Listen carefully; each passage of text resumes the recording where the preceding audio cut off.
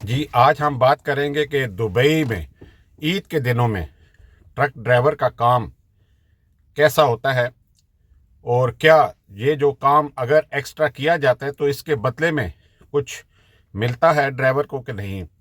दो चार पॉइंट आपके सामने रख देते हैं। सबसे पहले तो आप सब लोगों को, जितने भी हमारे नाजरीन हैं, व्यूवर्स हैं, हमें देख रहे हैं, सबको दिल की गहराई से ईद मुबारक। अगर आप हमारे चैनल पर न्यू हैं तो हमारे चैनल को सब्सक्राइब कर लें और बेल आइकन के बटन को प्रेस कर लें ताकि हर आने वाली मालूमाती वीडियो आप लोगों की मोबाइल स्क्रीन पर नज़र आ सके।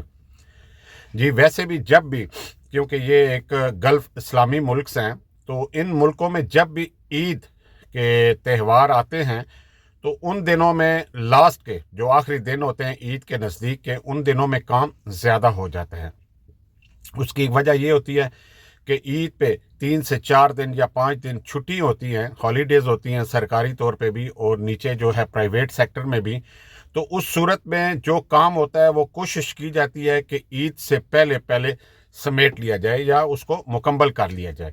तो उस सूरत में जितना भी काम होता है वो तेज़ हो जाता है, रश ज़्यादा हो जाता है और उसको कंप्लीट करने की कोशिश की जाती है।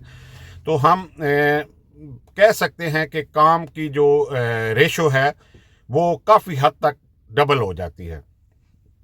और डेफिनेटली जब आप काम डबल करते हैं तो कई कंपनी हैं जो आपको बाकायदा ईद पे बोनस भी देती हैं, कई कंपनी ऐसी हैं जो आपको बाकायदा ईदी देती हैं और कई ट्रांसपोर्टर कंपनियां भी ऐसी हैं जो टैक्सी ट्रांसपोर्ट होती हैं, वो भी अपने जो है ड्राइवर को जो है ईदी वगैरह देती हैं या इस तरह के कुछ गिफ्ट या इस तरह के कुछ उन्हें जो है वो प्राइस से नवाजा जाता है।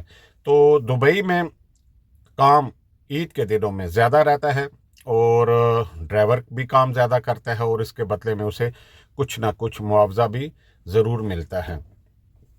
हमेशा की तरह हमारी दुआएं आप लोगों के साथ हैं। अल्लाह पाक आपको खुश व खुर्रम रखे। आप हमारे चैनल के साथ जुड़े रहिए।